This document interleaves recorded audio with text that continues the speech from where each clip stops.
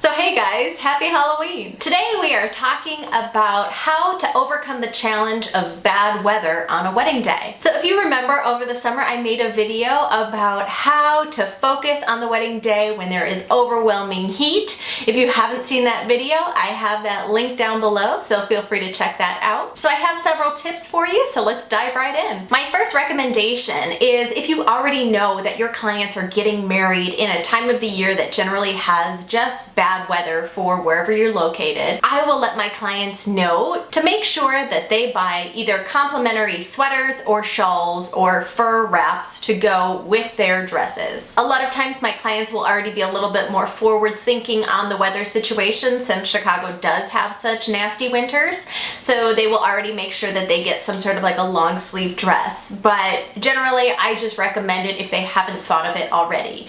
The last thing you want in your photos is your entire bridal party to be standing there shivering, and when people shiver they get really cold and this happens, and that doesn't take a good photo. This is what we want. We want long necks, we want relaxed shoulders. So I'll usually just explain that to my clients, that if everybody's a little bit warmer or at least has some sort of relief, everybody feels a little bit better and we'll just be able to stay out. Even if it's a couple minutes longer, a couple minutes I can deal with. If I only have 1 minute to get a bunch of photos, then that might be tough on me. So sweaters, wraps, furs, anything to make sure that everybody can stay a little bit warmer. Another recommendation that I will give to my clients if they happen to be getting married in a rainy season, or even if it is thoughts of some snow and we don't want to have snow getting directly on top of them, is to purchase umbrellas.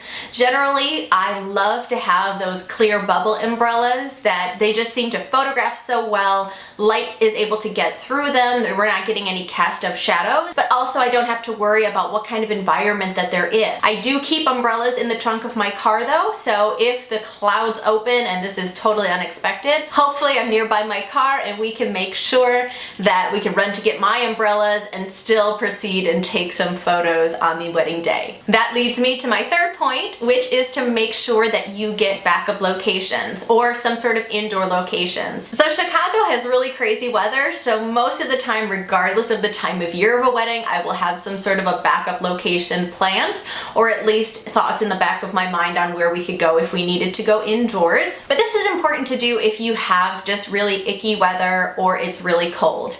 Even if your clients are like, we would love to go outside and get some snow photos, you cannot keep people outside in their wedding attire for 45 minutes or an hour in snow, especially if they want to come back inside. You have to have somewhere to bring them. So whether this is a hotel lobby, a public building, a museum, you want to make sure that you can give your clients a little bit of warmth, give them some sort of relief, and have an indoor location backup just in case anything were to happen. And hey, if you change your mind on using it, that's great. You don't have to, or if this was just a just in case kind of arrangement, that's great too.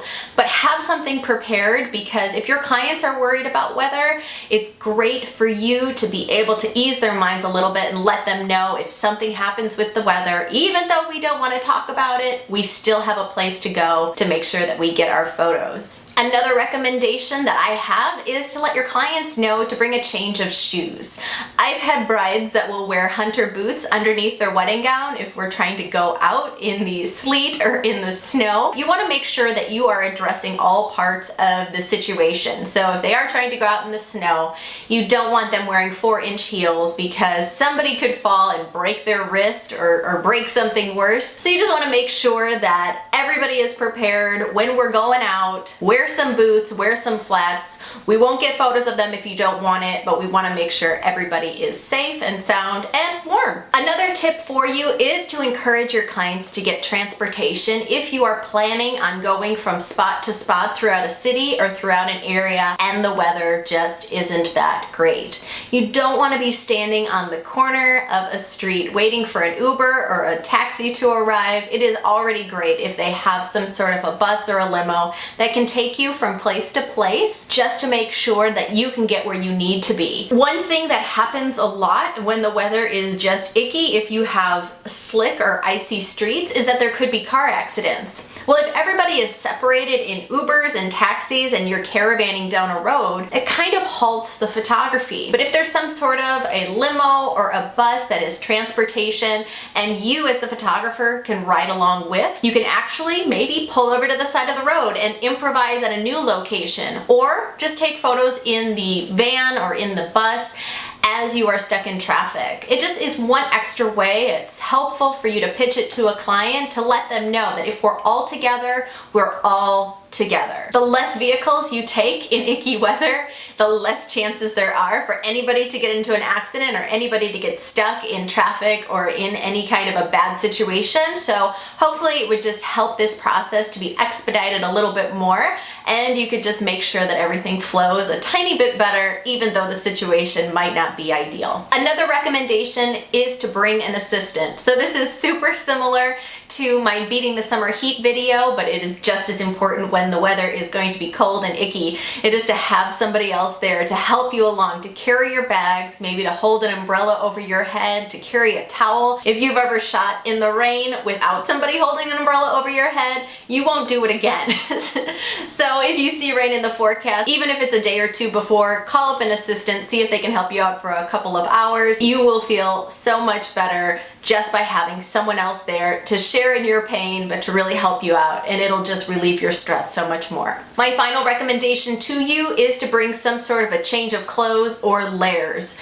Make sure that you are bringing extra shoes. If you have rain boots or some sort of galoshes that you could wear outside. This is something that happens to me a lot. If there is bad weather, I will make sure that everybody else is dry and under some sort of shelter, but I'm the one standing in the rain or standing in a puddle or standing in snow. And if you have to experience 10 hours with wet socks, you're gonna bring a change of socks next time. So bring a change of socks, bring a change of shoes, bring an extra sweater, an extra coat, maybe a pair of gloves, anything that you can bring to help you photograph better, and it will just make your wedding day and that full experience a little bit better for you. As always, I would love for you guys to carry on the conversation with me at our Facebook group, All Things Wedding Photography. I have that linked down below in the description, so feel free to hop on over there. Like this video if you enjoyed it, and feel free to subscribe. And again, have a great and safe Halloween. Bye.